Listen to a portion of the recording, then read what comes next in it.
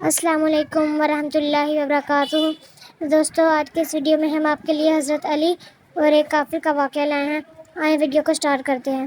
ایک دفعہ حضرت علی کسی کافر کو قتل کرنے والے تھے۔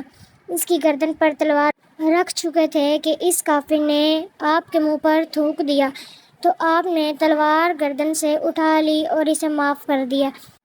اس شخص نے پوچھا، تم نے مجھے مارا کیوں نہیں؟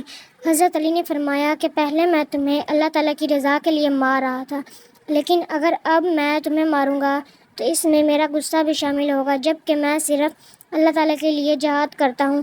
یہ سن کر وہ کافر مسلمان ہو گیا۔ نمبر 2، آپ صلی اللہ علیہ وآلہ وسلم نے فرمایا، 3 آدمی ایسے ہیں جن کو قیامت کے دن اللہ تعالیٰ نظر اٹھا کر بھی نہیں دیکھیں گے اور ان کے گناہوں کو معاف نہیں کرے گا، بلکہ ان کے لیے دردناک عذاب ہے۔ جب آپ صلی اللہ علیہ وسلم نے یہ الفاظ کہے تو حضرت ابو بن غفاری رضی اللہ عنہ وہاں بیٹھے تھے۔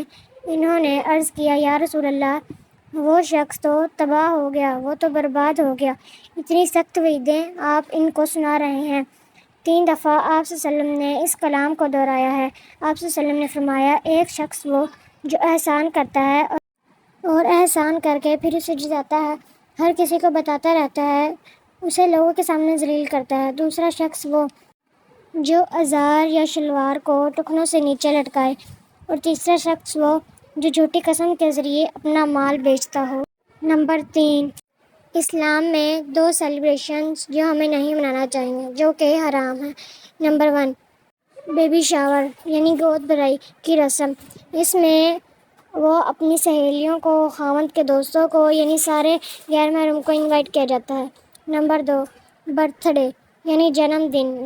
بے وقوفی ہے، لوگ جنم دن مناتے ہیں، بلکہ اس کی جگہ اس سے افسوس کرنا چاہیے کہ وہ ایک اور سال اپنی قبر کی طرف جا رہا ہے۔ دوستو، ہمارے چینل کو سبسکرائب کریں، ویڈیو کو لائک کریں اور اسے آگے شیئر کریں۔ Thank you so much.